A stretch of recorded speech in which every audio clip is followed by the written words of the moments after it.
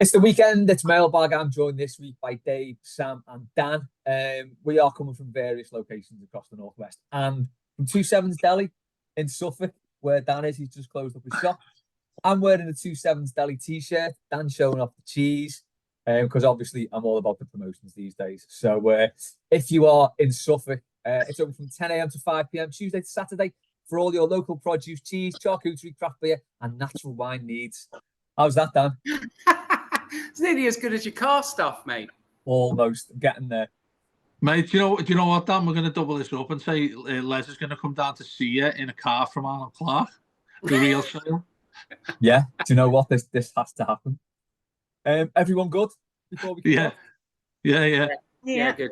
Yeah, mustn't grumble. Okay, let's get going then. We'll start off with the hot topic. Does anyone know what story this is from? What results has surprised you the most? What result? Not necessarily a result, but an outcome, let's say. And how? Bloody hell, no. Is it a news-related story? Yeah, an Everton news-related story. DCL's red card. That's the one. Oh, God, yeah. Who's red card? DCL's red card getting overturned. That was very surprising, wasn't it? You can't say top of the news, though. I was thinking about Putin and stuff like that. Oh, no. I mean, despite what people think, this is an Everton podcast, so...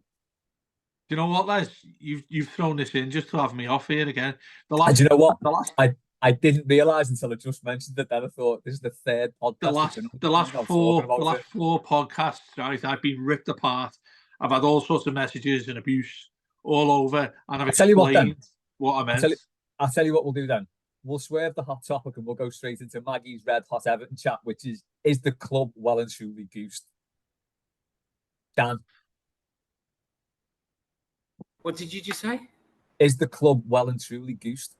Yeah, absolutely. But we know that, and we're okay with it. It's a state of mind, isn't it? It's just the past does, hasn't it? It's something you end up just absorbing, like osmosis.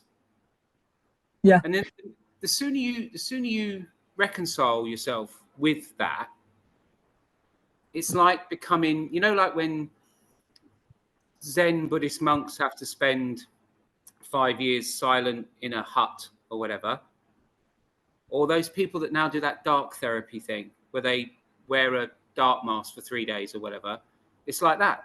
As soon as you reconcile yourself with it, it's cool, man. Just we're goosed. I think for me though, I don't know if you agree with this, Sam. When we were having that little run at the start of December, it was lovely again, and it was nice supporting us. Now that it's gone a little bit tits up on the pitch, and it looks like it's going even worse off the pitch, it's a bit crap, isn't it? On a very fundamental level, football's goosed. So we do have to remember that. Like we're, good point. It's an overarching power structure, and we're just a minion. But yeah, that little run was delightful. It was such a break. It's just you remember what it can be like, because emotionally you forget it very quickly, and it just Dwight McNeil going off injured felt that's apparently not as bad as it looked, is it? No, we could be back for the replay. Yeah. That quick? Yeah. So the Corey's in line with Villa, and McNeil could be back for Palace. So, because I thought he was out for the season when I saw that. Yeah, I thought he left his knee at Palace. Yeah, and that felt like it was sending us down, McNeil. And DC, I know DCL hasn't been scoring, but it's not been playing badly. That and the DCL red, that felt a bit terminal, didn't it? Yeah, it did. But yeah, it does feel a bit. I think we touched on this, Dave, didn't we, in the weekly? We did quite an extended bit on 777. Probably not telling anyone anything they didn't already know, but it just feels like, it's not going to be good. It's don't get on a flight that they own. It's definitely that question. It's definitely that answer, isn't it? No, do you know the point both Sam and Dan made there was that 4-game run. I think it was more important to me how I felt what it actually was, what it meant. Winning 4 games on the spin and getting 12 points obviously it was crucial compared to where we are in the Premier League, but the freedom you had to just enjoy games. Yeah. To just think like, oh, we've got a chance here. It felt more like, as I say, the olden days, which it feels like now. But you go back, 4 or 5 years ago, whatever, Ancelotti, when we're playing in away games, whenever we're playing games, you'd always fancied us getting the result. And when we'd lose some, you'd be absolutely seething and fuming. Whereas now, when we lose, it's dare to say, it doesn't feel as deep as it used to. There's a bit of resignation, I think, isn't there? No, that's it. Weary resignation. Yeah, I mean, we've got Villa at home on Sunday. Let's face it, they're title contenders. You need to say they are right now.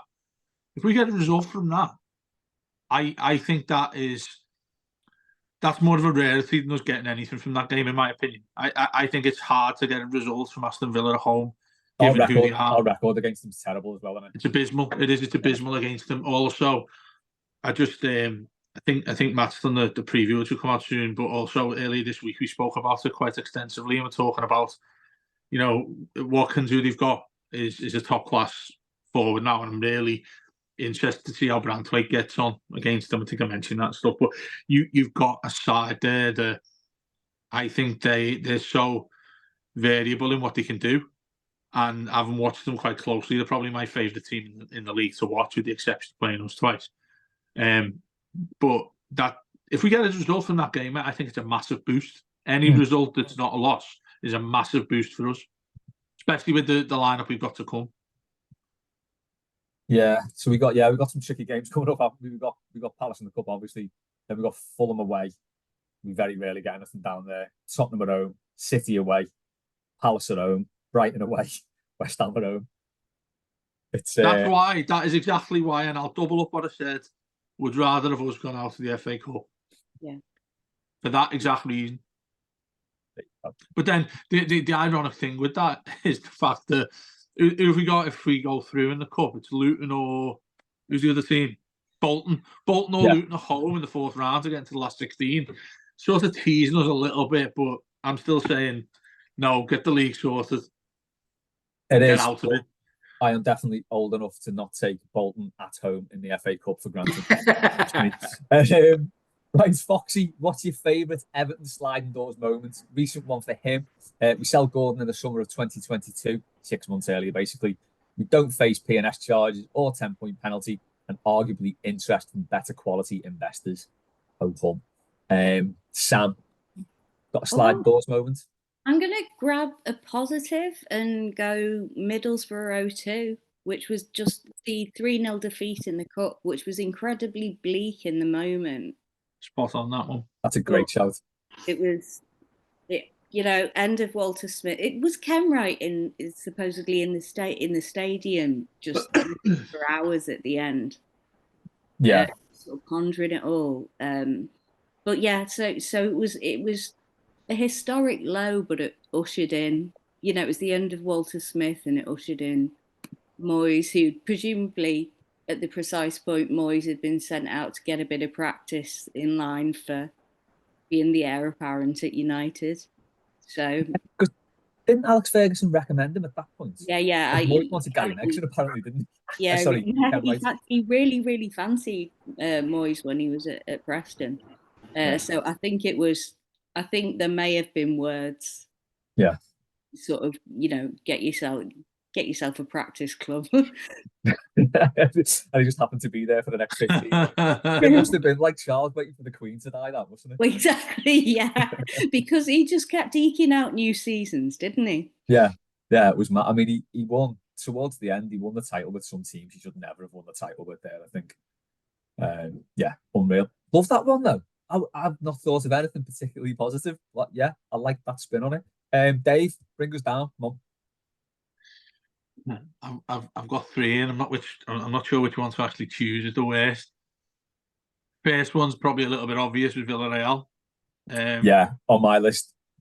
Had we have got through, I can't help but think that even though we probably would have fucked it up, the amount of money that would have came into us, because we were still at that stage, Moyes was throwing miracles from all over the place with Cahill, Lescott, all that kind. I'd have thought, and we were shit the following season, weren't we? And obviously with the shite going on to win it as well. The 5 teams in, wasn't there? And I just can't help but think, had we won that game, we'd be completely different right now. I actually think maybe that's a little bit naive to say, but you look at I think we needed. And I remember saying this at the time years ago. Had we got through and just simply not even asked what we do in the group stages of the Champions League, or would have been? Oh no, that was the qualifier, wasn't it? Had we got through at that point, I'd have thought if you give Moyes, say, whatever amount you make, circa 20 million, 30 million at that time, I think you'd be looking at that stage a completely different Everton, an Everton that could compete.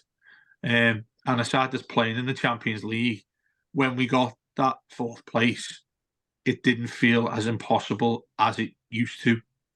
It was such an incredible season, but I think, if I remember rightly, that was the lowest amount of points you needed to finish in the top 4. We had negative competition as well. Yeah, the other one I just wanted to throw in was Lukaku's miss in the semi-final at Wembley. That made me cry.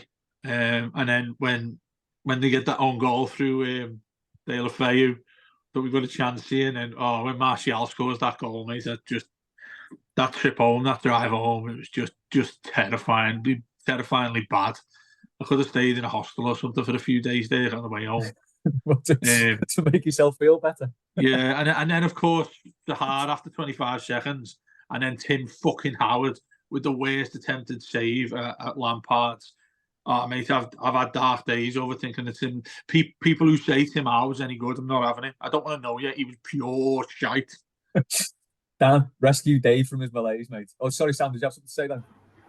I would just love to see if had the balls fallen differently, if in the Champions League pre-qualifier we could have contrived to lose against Total Network Solutions. Oh God, yeah, that's who they got, wasn't it? Mm-hmm. Wow, TNS. Oh God, that would have been like a midweekend real. Yeah, I remember looking at that draw though, and I remember I went to go and interview. Sorry to go on about this. I had to go and interview Moyes the day after that came out at Finch Farm, and I remember asking him about it, and he goes, "Yeah," he said, we all decided to watch it together. Don't know what it was, like someone's house or maybe the club, whatever it was. He said most of us were sitting there watching the draw together the previous night, and he said when we drew Villarreal, everyone was like, "Oh, that's sound, that we'll get past Villarreal." And he said Arteta was sitting in front of him and said just turned around and just shook his head at him, saying, "It's probably the worst team we could have got this." I was thinking, why doesn't anyone else really know how good Villarreal are? Because they went on to make the semi-final against Arsenal. But I remember him saying to me, he just went, "Yeah," Mikel turned around and we were both looking at each other and he just went, no. The classic Everton way. Dan, what's yours? I was going to say the alleged meeting between Ken Wright and Sheikh Mansour, where he basically blew him out because he didn't think he was right or whatever it was. But for me, it was Yakubu pinging his Achilles. Oh God, yeah. Oh yeah, good shout. He was absolutely what I was so happy when we signed him, man. And from Borough, wasn't it? Borough first. Yeah. I remember a mate of mine who's a United fan. Like the season before, I was like, "That's who you need. You need a Lukaku, mate, Yakubu." And when we signed him, I was over the moon, and he was like the first person to get 20 goals since Peter Beardsley or whatever it was. And he was so good, so powerful, so strong, quick, clinical finisher. And then he gets that incredible first season, and then it's at Spurs, isn't it? And he basically bang. And that's it. That finished him, didn't it? I mean, he went on loan a bit and milled around a bit, Leicester and stuff like that, but it was never the same. But because that was the striker that Moyes had sort of been waiting for. It felt like he was going to be that final piece of the jigsaw that we'd finally got a really good one. How much was he? How much did we get? 11, I think he paid 11 million quid. Sounds about right. Yeah, something like that. And he was the absolute business. That hat trick against Fulham. Oh, I just love how he didn't move. No, I was No. going to say, and maybe never broke into a run. He just knew where to be. And it's stereotypes, Matt. Les, I always thought when he came, and what Dan said there was he I hate to stereotype, but he didn't look lazy, but he, like you say, he didn't move. He looked like he never had to sprint. And I think the position he used to get into was just one touch bang, and he scored goals. I remember you said there about the game he scored the hat-trick was Fulham. I remember he did it when we beat Sunderland 6-2. I think he scored 4, and he just rips people apart. And it's funny because if he came off in a match and hadn't scored, I'd be like, you lazy bastard, why haven't you scored a goal? And then it was obviously not often because he was great for us. And then he ended up at Blackburn. One season at Blackburn, he scored 20. Mad. I always thought that he wasn't a very noisy player, was he? Because if he hadn't been scoring that much, you'd say he was a cart horse. Yeah.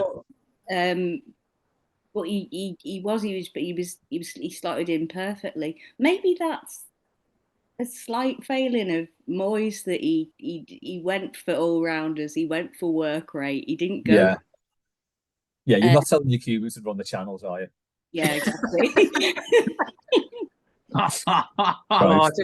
I loved him. It's made me feel really depressed now because I absolutely adored that bloke. He was great.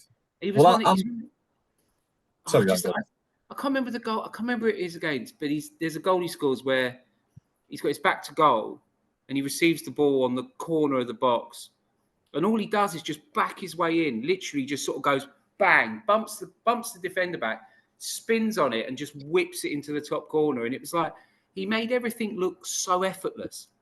The power he had so much power, and he had so much. And as Dave said, he was always there. He never seemed to have to. He didn't run onto anything. You never saw him off the shoulder running onto anything. He was always just there. Yeah, he was, wasn't he? Yeah. Mate, that one at Chelsea, that Chelsea game, and I've mentioned this a few times this week. I think the goal he scores away at Chelsea in the semi-finals of the League Cup. Genuinely never seen a player hit a ball that hard. If you remember it, he gets it like on the edge of the D from a corner, just somehow falls to him on the half volley, and he just rips it. I'm not joking. It must have nearly. I remember watching it, when he showed that angle from behind, and I can't remember who was just in front of him, and it must have took hair off his head. He was that close, and honestly, mate, he just ripped it as hard as I've seen. And then, of course, after that, Tim Howard couldn't get on top of Sean Wright Phillips, who's about 3 foot tall. Another sliding doors, mate. There we go. Do you remember? Yeah, that's exactly a sliding doors, that, because he did it at home. That does lead us nicely on to the next question, which won't pick the vibe up any, but we'll go with it anyway. Stevens asked, with the revelation that the first Everton that was in 1904, we'll come on to that now for people who don't know. What's your earliest Everton that memory? So basically, this is from Jim Keegan's book. And I think in 1904, Everton were pissing the league, basically, and they flapped it right at the end after playing a rearranged game at Arsenal. I think Arsenal wanted the original one called off because it was too foggy. Everton were battering everyone at this point. Started to run out of steam a little bit towards the end of the season. Got beat by Arsenal. Newcastle ended up winning the league by a point. Imagine coming runners up to Newcastle. What year was that? Christ alive. 1904. 1904. Yeah, I wasn't there. Surprisingly. Right. Lazy bastard. Do you know what? I should really know that because remember it showed you, Les, I got that book for Christmas. Yeah. And it's amazing. It's got every book from Everton newspapers and stuff. And at 1904 is where it starts. Yeah, there you go then. So that's the Everton that moment. Go ahead then, Dave. We'll come to you. What's your first Everton that? Your personal first one. I have 2 in very quick succession. I don't know. This is probably a little bit of a cop-out here, no pun intended. But it was when we hadn't been in Europe. Sorry, we went in Europe 95. We got knocked out by Feyenoord, didn't we? Yeah. That year. 1-0, yeah. 96, I think this is. We were going to finish 5th. And we were home to, it might have been Blackburn. Villa, was it? I think last day was it? I could be wrong there. It might have been, but we won our game. But we needed Arsenal not to win on the final day of the season, and they did. And they finished fifth and got it. We finished sixth by a point or something like that. And that was, to me, like, got a little taste of Europe as a kid, thinking this is what you want your side to be, playing in European football. Used to get really excited in school because Liverpool were always playing it, and I thought, this is great. I'm going to tell them about us playing in Europe as well. And we missed it by. I'm sure Well, it we done wasn't that even twice. that, was it? It wasn't. Yeah, we beat Villa 1-0 last day of the season. It wasn't that though, was it? It was the fact that England had a place taken off them. Oh yeah, that's right. We Yeah, finished sixth. Any other season we would have we'd finished. have got it. Yeah, Tottenham and Wimbledon. Yeah, I feel even more impressed by that then. Weekend teams in the Intertoto Cup. The Intertoto Cup. Fucking Yeah. hell. Did we ever go in that? No one wanted to. Not even Wimbledon. Jesus. I think West Ham won it one year, didn't he? That maybe. It sounds a bit of a yeah. West Ham thing to do. Yeah. Sam, what's yours?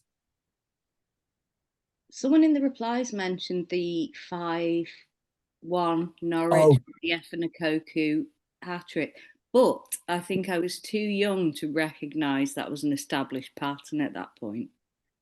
And I think I probably even mentioned it before because I've never got over it, was Port Vale in the Cup 1996. Yeah. When it was about the 89th minute, Duncan scores at one end, and it looks like we've gone through. And then was it Ian Bogey went straight. It was Ian Bogey, That's his name. Oh, do you know what? I can't believe how knowledgeable that is. It was just horrible. I was devastated. I was like, the age of child where you know enough to be devastated on multiple levels. Yeah. That was amazing. Yeah. I can't believe you remember that fella's name, So my story with that game, sorry for anyone who's heard it before, but I'd be bored everyone with this every time it comes up, is that got called off. So we scraped through against Stockport in round 3. This was round 4. John Ebrel. It got called off because of snow and then got rearranged for Valentine's Day the week after. I already had tickets, got into so much bother with who turned out to be the kid's mum in the end about going. I was like, well, she's like, it's Valentine's Day. It's like, well, I've got a ticket for the game, but it's Valentine's Day. But it went. So, I mean, it didn't do any long-term damage, but it was hassle I could have done without. And then to get beat there, it was just like, yeah, nice one. Cheers, Blues. That's a good shout, though. Yeah, it is. That's a really good shout. I mean, they were crap. We were cup holders. We actually had a really good season that season as well. That's the one you're talking about, Dave, where we finished sixth. Unreal. Yeah, Dan, it's yours. Mine is kit related. And my Everton, that is me getting to.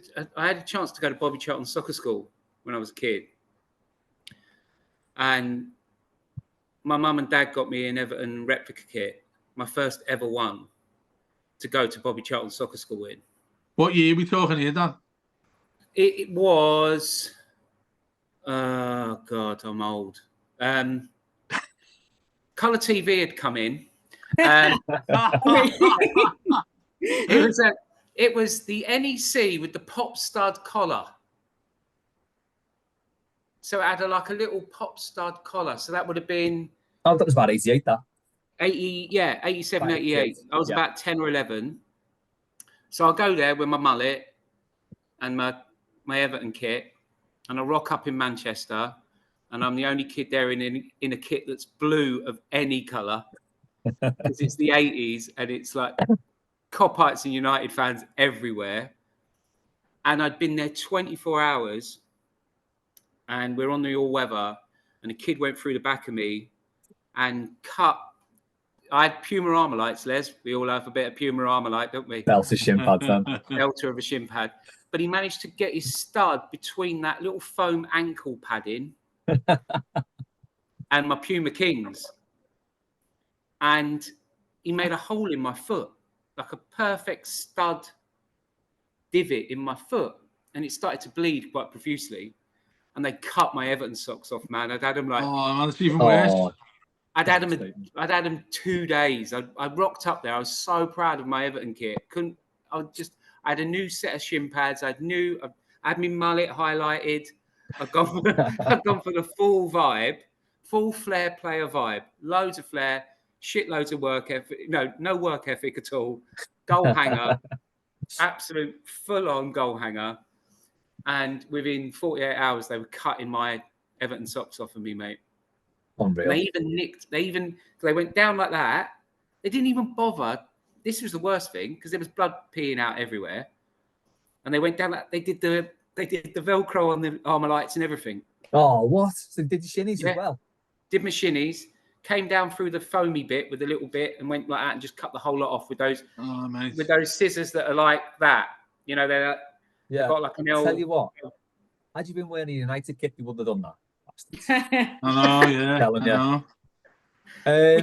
Which is why the other weekend, that Dwight McNeil injury, they cut his sock off. Do you see him cutting his sock off at one point? And that's what I thought. Did he? Yeah, they were cutting his sock off at one point. I thought, Christ, that's bad if they're cutting his sock off. Yeah. Because I've been there, mate. And but yeah, gutted, mate. Gutted. Yeah, I wish they'd think about that. 'Cause just after Christmas, they cut my I wasn't well again, and I had to they cut my tights off to do an ECG, and I was like, okay, but you could have pulled them down. That's like a function of tights, and I do actually have to leave this hospital at some point. So I left hospital my mate gave me a lift back to Manchester in pajama bottoms that just have repeatedly printed on them hospital use only. I mean, you got yourself some new comfies though for the house. Yeah. There is that. Oh, you better believe I'm using them. I was going to say, Sam, more importantly, do you still use them? Yeah, that is one of them, isn't it? You could have just asked me to take them off. Yeah, you can just pull tights down. That's like how tights work. It was a woman doing it as well. It's like she can't. Yeah, she's got a kink. Yeah, that's all this is. I do that with my tights. We won't get Dave onto any of this subject, or we'll never stop. My one is picture the scene. Take you back to the 80s. It's 1984.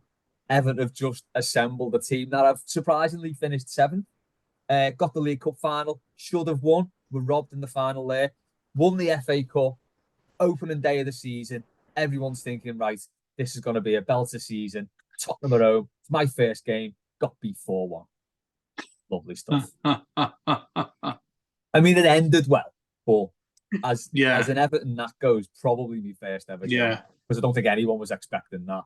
And then obviously I've got to mention 1986 and everything that comes with that. We won't go into it, but to be battering them in the cup final for 60 minutes and to get beat 3-1 and to be pissing the league and balls it up because they go on a mad run.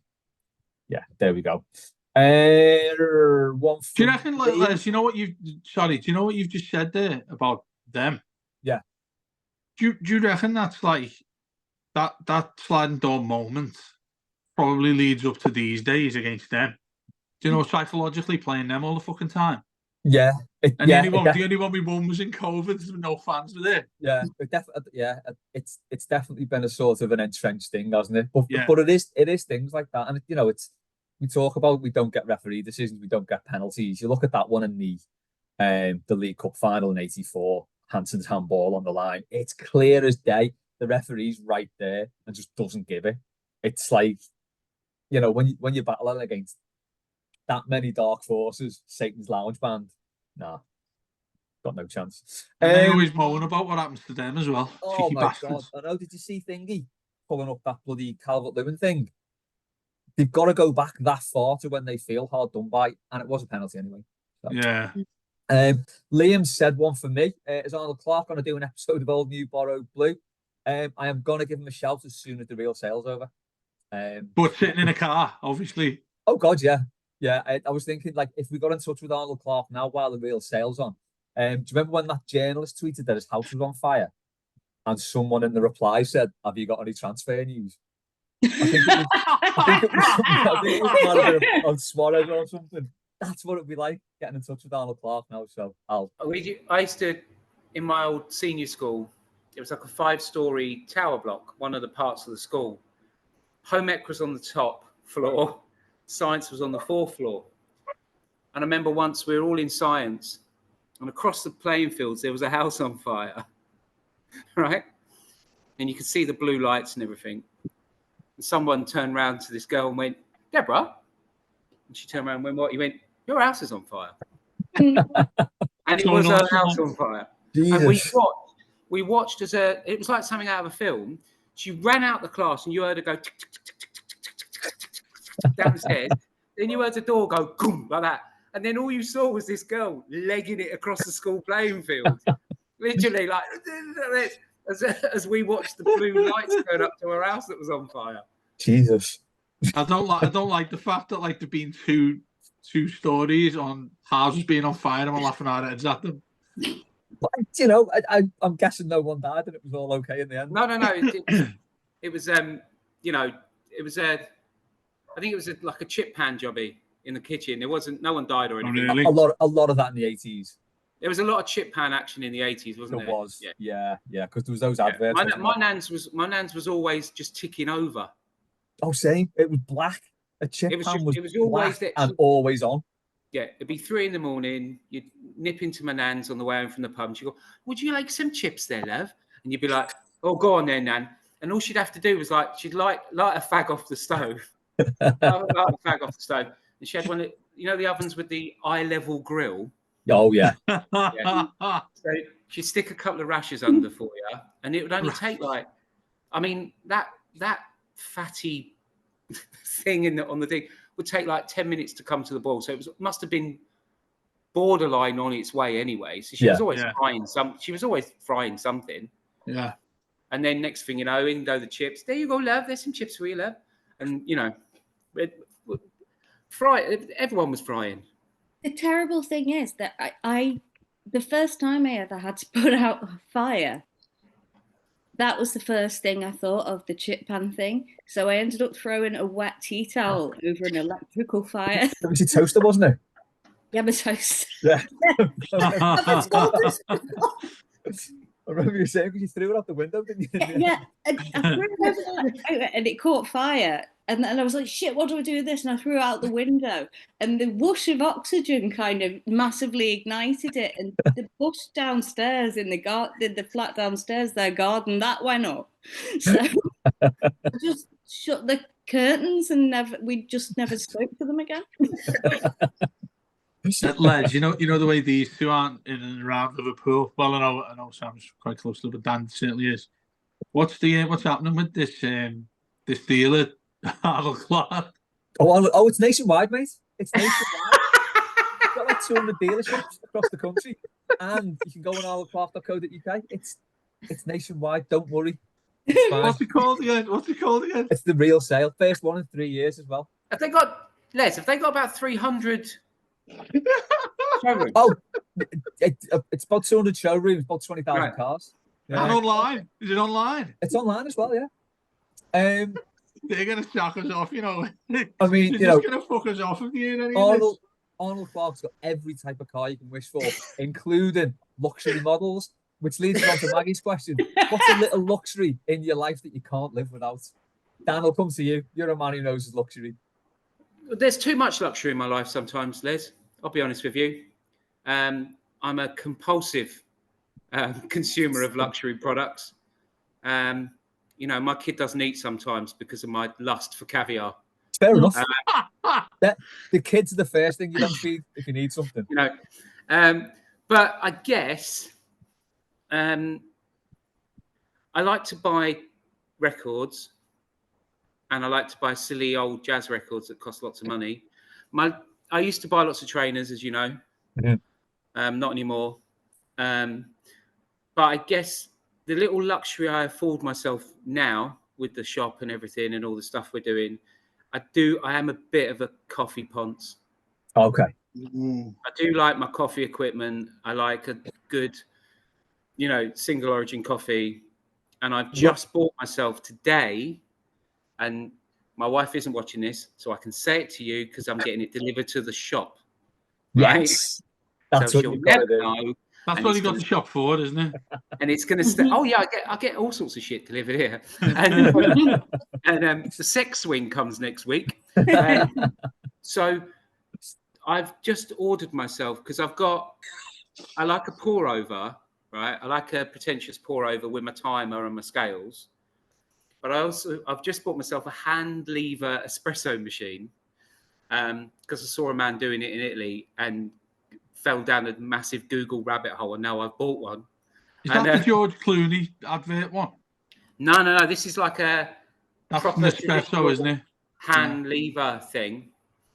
And to dial in my grind properly, I've just bought myself a stupidly expensive hand grinder Oh, nice. that will do espresso perfectly. So that's what it says on the advert. I know so what's that's my going on here. luxury. I know what's going on as well. You're mocking your customers, aren't you? Because you refuse to serve coffee, yet there you are drinking the Oh world's yeah. best coffee. In I front of them. get a dozen people come in a week saying when you're doing coffee, and I stand there with a coffee and go, I'm not. And, Yeah. and they're like, well, what's that? And I go, oh, mate, I've got a grand's worth of equipment out the back. I'm just not using it for you, idiot. Too good for you, lot. You know, I mean, I've had 4 shots of espresso this morning, but you're not having any. So it would be, you know, a light sort of obsession with coffee. It's a good one. You didn't disappoint. I like that. Sam? I actually think that's a terrible idea because I used to be able to, like 10 years ago, I could quite happily drink a cup of instant. Now it just tastes like paracetamol. Oh, yeah. And so I can't go without proper coffee now. What I'm going to say, my luxury, I'm going to say is Malden sea salt. I think that makes all the difference. And I'm going to say that because the truth is disposable vapes, and that makes me sound like the terrible bastard I am. What flavour do you want, Sam? Have you got savoury? I am on cola at the minute. Cola? It's not my favourite. Apple sour's my favourite, but you can't get it in the 6,000 puff, and that's not economical. No. Can you get savoury ones? You can get, yes, not many. Well, like pies. You can get rye bread. Okay. Because yeah. I think Les listens to this podcast. There's a discourse on another podcast about savoury vapes. Yeah. Is it Trash Future? It is, isn't it? On Trash Future, yeah, about tapenade vapes. But after listening to an episode of that, I was browsing and I noticed they do rye bread. They do rye bread vapes and sea salt. Okay. Oh, sea salt could be a shout. Yeah. But yeah, I'm terrible trash and I'm just going to embrace it. She says amidst a cloud of deep smoke. The timing on that was unreal. Dave? Milk. Is it a luxury? Or are you talking like ass's milk and you're bathing? No, mate. Milk. I am obsessed with milk. Look. I've got these in the bedroom here, look. Bottles and bottles of milk. Look, I am obsessed. For anyone listening to the pod, Dave's just like pulled 3 empty milk bottles. Honestly, mate, bedroom. I will buy a cow. Honestly, I have got a really bad obsession with milk. And I was fuming in ours yesterday because I went downstairs and opened the fridge and I like it. I can only have it ice cold. And these are shite ones from round in the shop, but I love Cravendale. Everyone knows what Cravendale is, don't That's they? posh milk. Oh, it is pure. Just the filter on it, mate, is absolutely sensational. But since I was a kid, mate, I am obsessed with milk. I'd rather have milk on a pint. I'd rather have milk in anything. I just love milk so much. So much so that like I will flip it if like my missus has done the weekly shop and it doesn't come in. Like these are shy because they're only the 2 litre ones, no 2 pint ones. Like I want to get in like, you know, the big fuckers.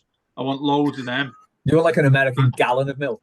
Yeah, that sort of shit that you can just put ice around. Honestly, mate, I do that for you. Yeah, I'm a big fella. I could comfortably do a fucking 2 litre like that, honestly. And you know, that's part of the reason why I really like Guinness. I've only recently started really liking Guinness because my dad always said to me when I was younger, he said, "Have some milk after you've had Guinness, and milk will taste fantastic." So I experimented with this around Christmas. Had a can of Guinness, and I really like Guinness now because it's mild. Dunk it off, and then I had once again a pint of these, and it was stunning. It was stunning. It's stunning. But you know, whenever you've got a bit of heartburn off whatever you ate and anything like that, and you know, there's all sorts of different tablets you can just throw in and it'll stop. Pint of milk, and you're right as rain. So, milk. Pints of milk, line about the seltzer, job done. Yeah, ice cold milk though. I'd like, you know, if our fridge wasn't like 0 degrees, I'd fucking bin it now. I would throw it out. And also, I don't know. I like really cold stuff. I'm a bit of a weirdo like that. You know, it's like now. I love this time of year. Open the window wide. I love things ice cold. So we've got a massive ice bucket downstairs, and every night before I go to bed, I just load it up with ice, and I can put my milk in it as well. So it's absolutely nearly frozen level. It's nearly like them ice creams you used to get with Milky Milk. What was it called? Oh, mini milk. Mini Milk. Yeah. Oh That's yeah. okay. I could live off them as well, but I just need it like hard as a rock. Just to bring this back around to the toffees, then that 1984 League Cup final I was talking about. Had we won The that, milk cup. The milk we cup. would have had milk cup winners on our like. Did you have milk on the way to the games or anything? No, surely. No, they had. No, I don't know. Maybe they did. Do you It remember having a it milk? wasn't like Carabao now It where was- you just get cans Yeah. of it Yeah. given out of the ground. Black Red Bull. Yeah. Yeah. No, Yeah. but do you know when everyone had the mailman had come round? What's it called? And the little fucking float manager, float fella. What? The milkman, sorry, the milkman. Oh, Yeah, don't know what I was on about there. The milkman, who was what Sylvan Distan was called, wasn't he? The milkman. he Oh was. yeah. Yeah, apart there's some story going on with that, isn't there? But yeah, you don't get it these days. You can't get milk delivered. But when you did, Well, you can round ours. Yeah. did he still go around yours? You Yeah. all live in the posh area, Sam. Did you get it by yours? Yeah, we don't because it's high rises, but in South Manchester they do. Yeah. Oh, mate, it's just me, my like horrendous part of the country that we don't get it because you don't see it anywhere. Someone would rob it probably. But you used to be able to get obviously the glassed milk, which would be ice cold too. That was fantastic. But it also came, and you'll probably know this with orange juice as well. You could get a bottle of orange juice too. That was also really, really nice. So I'm gonna have to move house and find somewhere that does these buses, these little things again. Betty chasing the milkman down the street now. But milk. And next time you buy me a pint, just ask them if they got any milk. I will. I'll do that. Defo.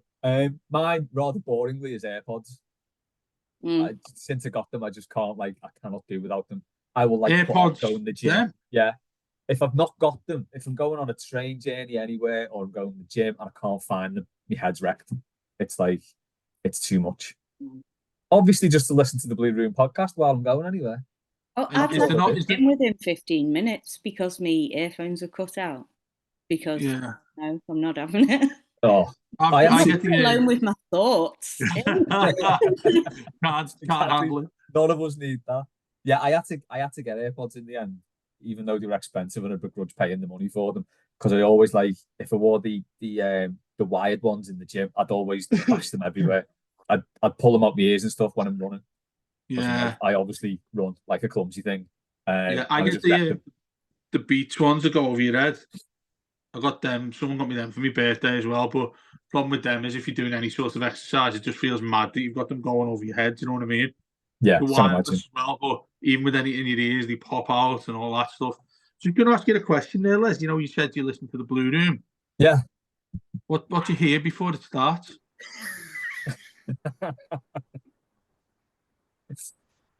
Well, there used to be different sorts of adverts, but lately there's been some caramel voiced Lotharios talking about a car sale. But I don't know much about it though. What kind of sale? What kind of sale is it? It's a real sale. Not even The messing. real. It's a The real real. sale. And Maggie's asked, who was your dream mailbag guest? So I guess this will be to me. Arnold Clark. Not going to say Arnold Clark. I'm going to say, Maggie, it's you. She needs to You make know, an appearance. You need to Yeah. come up. We will give you a Changi mask and fit you out with a Jerry Adams voice Yeah. synthesizer, so no one will know it's you. Come on, as Mr. Testicles. There we go. All that, whatever, whatever works.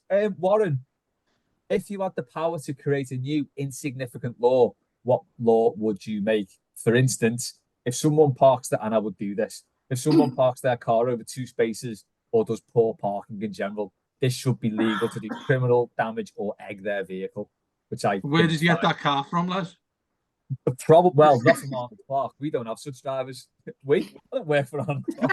Anyway, the Arnold Clark clientele wouldn't drive like that. That's all I'm saying. And I also think I would add a little thing to this as well. The bigger the car, the more damage you do to it. Oh yeah. I hate it as well when you see someone who's got like a really shit off car and they do that deliberately so no one can get open the door and clink it. It's like if you're that in love with your car, you probably shouldn't even drive it around. You shouldn't even take it out. I find it really weird. Just look at it and take photos. I've had Volkswagen Beetles, like that old ones that I loved, but it was never that precious whereby I'd be worried about someone hitting them. It's like if it's going to happen, it's going to happen. Sam, what insignificant or quite significant law are you thinking of? Right. If genuinely believe this, sorry to be so earnest, but if anyone unironically uses the term methinks, we'd just be able to shoot them. It's not like really old. Like Oh, yeah. methinks. Well, it's exactly that, but people think it makes them look intellectual. Methinks the lady doth protest too much. Yeah. Perchance hath she been projecting? Yeah. Fuck off, Lancelot. I really cannot be. I don't know why people still use it as an affectation. It's just the mark of a no good shit. It's quite a David Brent thing, isn't it?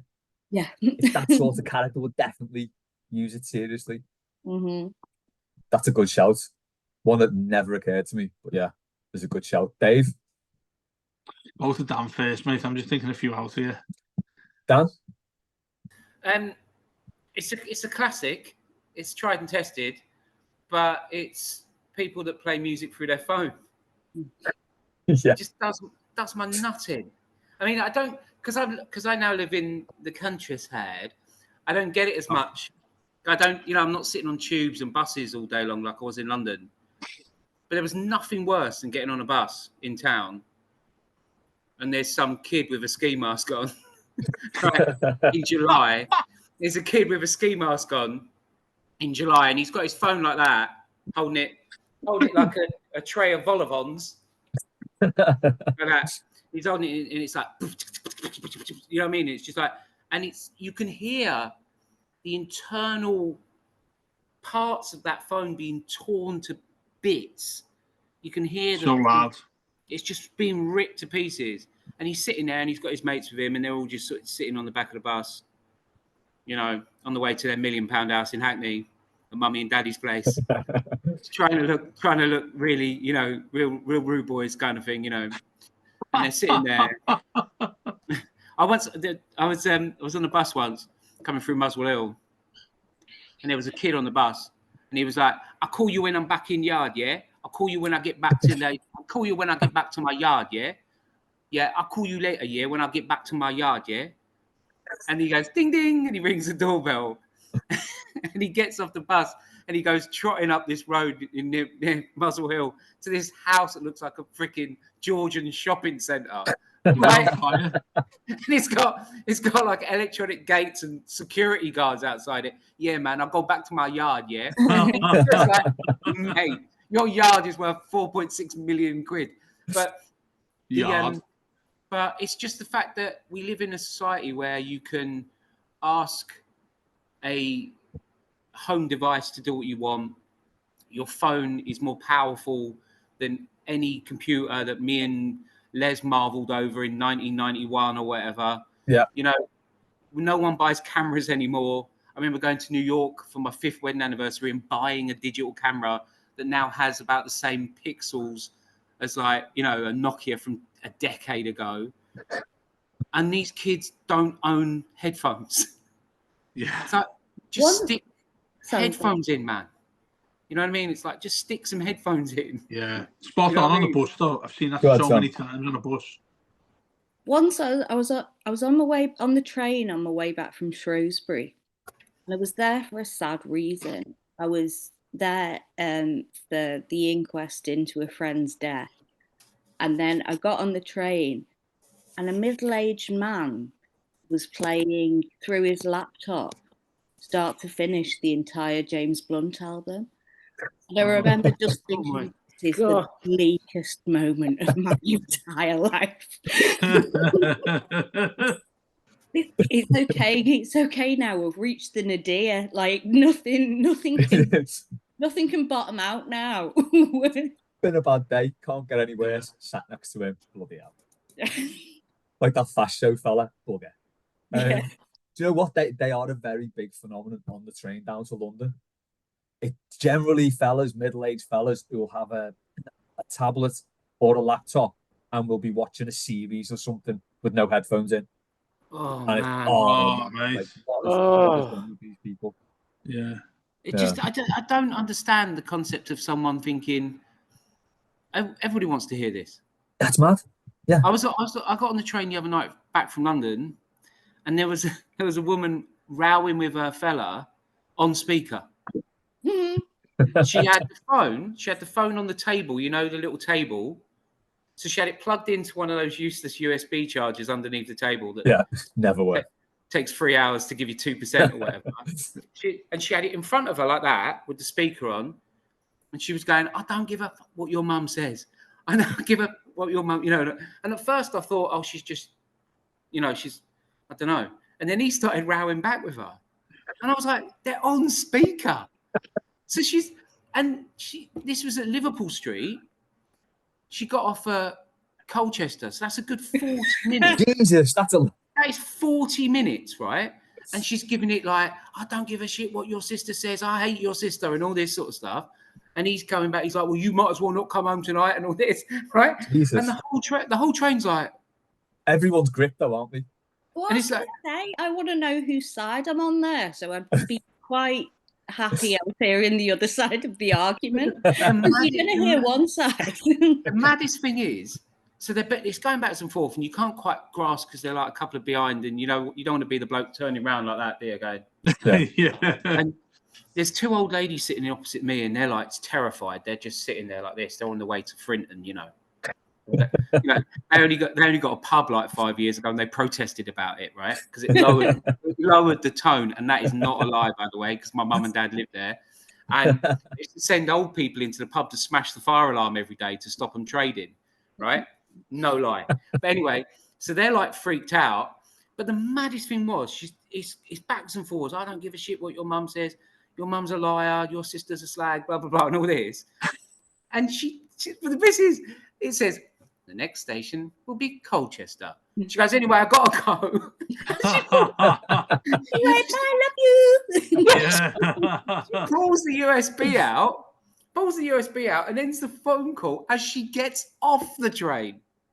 Because heaven forbid anybody outside in the real world wants to hear her. But the 40-minute journey with all of us on the garage, she was quite happy to just, it was just like, but it's that concept of, I have a device that has all the technology built into it to wirelessly transmit the sound into beautifully designed things that fit in my ear, that I can have bypass mode, I can have noise cancelling, but I'm not going to bother with that because everybody wants to hear me watching an episode of Friends. Yeah, that's a fair shout. We're approaching an hour, I think, so we'll rip through these ones now. Okay. Can I say mine? Go on then, quickly, Dave. Yeah, it's those fucking scooters that go everywhere now. You can pick up from anywhere on the street. And the second thing is, when you order anything from Uber and you're getting a bicycle around the city, they're always shit. They haven't got a fucking clue how to be on a road with a bike. Now we've nearly ran a few over, Sometimes maybe on purpose, but yeah, they're absolute bellends. Yeah, I'm definitely picturing you going full GTA. Yeah, full Trevor from GTA, definitely. You need to get a car, Les, don't they?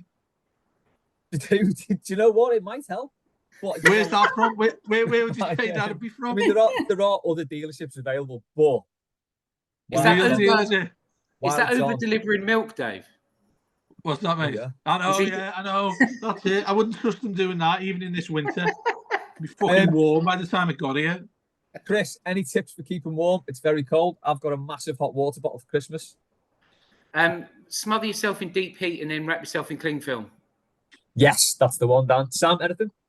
I once had a landlord who put the thermostat in a locked box and gave us a sheet of means to keep warm, including the advice, have a curry. Oh my God. What? A curry will always cost substantially more than Yes. having the heating on for half an hour. Yeah. Jesus. I remember actually OVO, the energy company, put out a press release about ways to keep warm, and cuddle a pet was one of the things they put on. Now, I would say, you know what? We could all maybe keep warm if you didn't start charging people as much for the energy that we're using. But no, cuddle a pet. Amazing. An Yeah. actual energy company with that advice there. I was just going to say, get a bath, stay in the bath, hot water, just keep banging it on a bit. I think you'd be all right there. I mean, Gets cold you quite come quick. out like you come out like falling apart, wouldn't you? And your skin would be all over the place. I But actually saw recently, someone on one of those like good morning things say to help you with the heating crisis, when you've had a bath, leave the hot water in because it radiates heat. Oh my God. The bath acts Wow. like the bath acts like a heat sink and it radiates heat. And that was one of their bits of advice was after you get out of the bath, leave the hot water in because it will heat the room. How have we descended into this hellscape? where It's like that's I remember the watching it fights? thinking, is this 1898 or Bizarre, something? isn't it? Actually, that's just made me think one time, and I wouldn't advocate the use of sunbeds apart from this one time when I did. I had been hacking my way around Hoylake Municipal Golf Course in a force 9 gale. I was freezing cold, and I went to the gym that was above my work and had a sunbed to warm up. But I wouldn't recommend that because it's really not good for you. I look great after it though. Mike, Sam, here's one for you. Mike, settle a debate: Flake or Twirl? Twirl, every time for me, and I think it tastes markedly different. I think it's like pasta. A bow tastes different to spaghetti, and Cadbury's uniquely taste entirely different according to the form it takes. And That's true. And for me, a twirl is somehow more pleasingly florid. Sheath. It's got a sheath, hasn't it? It's got a chocolate sheath. Yeah. It That does. stops you getting Flakes. detritus, chocolate detritus. Yeah. Dave, you disagree? Massively so. Only there is a weakness of Flake, as in when you open it, it goes to fuck. I mean, it just falls apart, doesn't it? Let's be honest. You have to hold it in your hand like that and throw it on your face, some milk afterwards. But also, there's I don't know if you've seen it. I don't know if they still make it, but snowflakes. Oh yeah. Flake, snowflake, where it's normal chocolate around the white. They are delightful. Other thing I do with them, Les, is I put them in like a huge cup and melt them. Put a little bit of milk on top and give it a stir. Gorgeous. Mike mentioned Spirers as well. They were elite. Yeah. And I've just thought as well. I assume he meant like 2 chocolate bars, but he may meant decent cocaine or a twirl. I don't know. Who knows? That was the answer. A quick one, just a one-word answer, and then we'll go into like quite a big question at the end. It'll only take about 5 minutes, though. Stay with us if you're still listening. Maggie, worst type of biscuit? Dave? That's hard. Chocolate digestives. Oh God! Wow, strange choice. Hey, it's a game of opinions. Sam, I was going to go cartwheels, but you can't count them as business as biscuits, can you? Wagon wheels. They're jog wagon wheels, aren't they? Cartwheels. Are they? Cartwheels. They can do a cartwheel. No, but are they biscuits though? I'd say so. Yeah, I'd say you can have that. No, I'd go for them as the worst of both. Fair enough. Chocolate digestive. Sam? Bourbon. Yes. Bourbon or Garibaldi for me. Dan? I was going to say bourbon, yeah. Yeah. It's conclusive. And then this last question from Gary. Who would be the best Everton players, old and new, to be contestants on 90s TV staple Gladiators? It's coming back, isn't it? It's back next week. My thought immediately went to Segundo Castillo. Them thighs on Gladiators. Oh, yeah. Yeah. You'd be happier up against Hunter or Ace and all these different names. No one's getting away from that. I also thought Lou Ferringo era Bob Latchford. Yeah. You know that picture where he's got the curly hair and he looks massive. Or obviously Jordan Pickford, because he's the answer to everything. So, anyone got any advances on them? Well, because Joseph Yobo has got his own Yobo Cop thing, and he was an absolute. He was humongous. Yeah. Humongous. I mean, Sylvain Distin was massive as well, wasn't he? He was absolutely massive. He had legs like that, didn't he, as well? Yeah. Hey, Julian Lescott as well. He was so quick. Yeah. Distin was so quick. It was a wonder to behold until it sort of all fell off a cliff. But I remember watching him when we signed him. I remember thinking, "What have we done?" Yeah. And then I saw him ripping down the wing. I was just like, "Crikey, he's so quick!" And he was like 30 odd or whatever. And he was just like, "Yeah, he'd be tearing people to pieces." But we have also established earlier in the podcast that he pretended to be a milkman to get a shag, so let's not. Context here. I would always love to know how that conversation went. He could have like, you know, that bit where they have to turn to the camera and they've got their name and everything. He could have he could be the milkman, and you know that pugilistic thing that's like looks like a giant cotton wool bud. It would have two huge milk jugs on the end, and he'd have it across his shoulders like that. And he could look to the camera and go, "I always deliver." You've just given me a hard on there, honestly.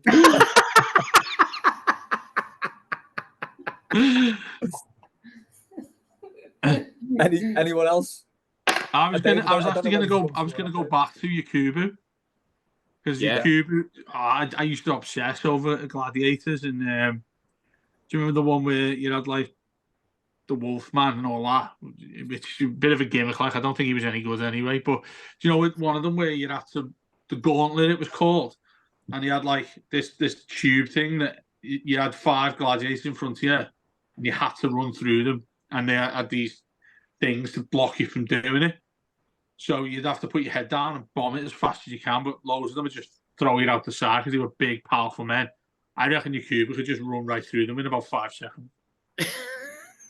And he'd comfortably go on the Travelator and just jog up it. Yeah. Remember the Travelator? Just on the Wolfman, right? Dan, you might remember this. There was a computer game called Barbarian and Barbarian 2 in the 80s. Yeah. Wolf was the Barbarian on the cover of that video game. No. Gladiators Wolf. Go search for Barbarian 2, the Dungeon of Drax. That's Wolf. He's got a blonde wig on. He looks outstanding. Sam, I'll come to you finally then for your Gladiators. First, I just have to say that my friend got a cameo for his birthday from Jet from Gladiators, and they still keep in touch. Who is that? Who's that Gladiator? Jet. That's like every night. Really? Yeah. Wow. That's amazing. He talked about meeting up and everything. It was really sweet. That is lovely. On vibes alone, I was going with Heitinger. Yeah. What a shout. That's not even on physical prowess. That's just on energy. Yeah. Remember the Scouse girl that won it, but no one could ever say her name properly? Eunice Huthart won it.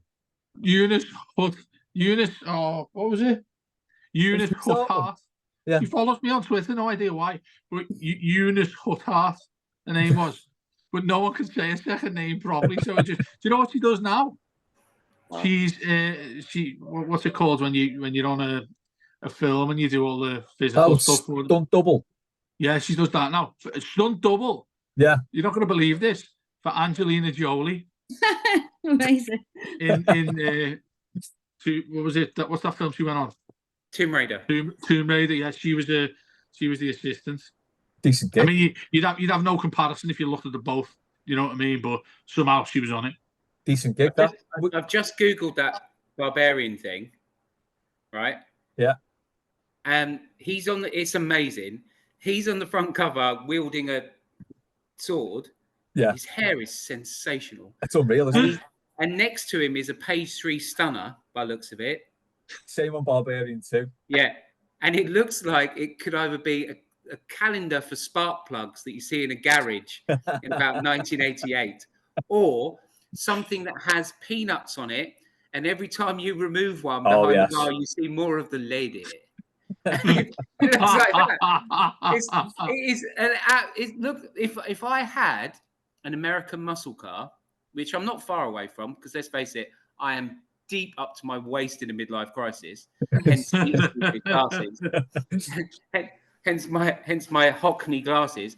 But if I was to buy an American muscle car, I would pay to have someone airbrush the Barbarian computer game on the bonnet. I love how you always put that good. You always put a page 3 girl next to these kind of images to like distract us from the fact it is like a powerfully homoerotic. Yeah, thing. exactly. Yeah. That's what it is, isn't it? Yeah. It's such a good image. It deserves to have Dave's face roughly photoshopped onto it in about 14 minutes whilst I walk home on my phone. Yeah, just with milk in my hand next. with milk instead of the sword. Yeah. Right. Genuinely, these guys, like muscle guys that you see on Instagram and stuff, and like adverts for protein powder. I've had gay sex that wasn't as gay as that.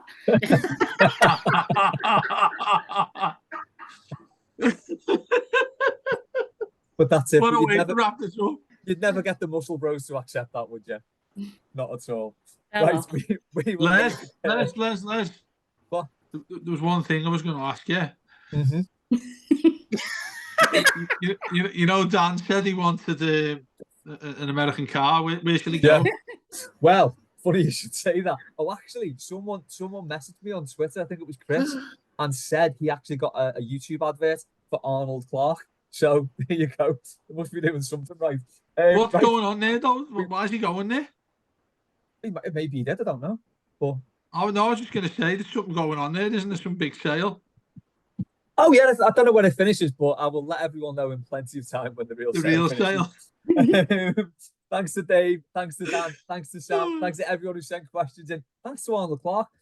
We will catch you next time on Mailbag.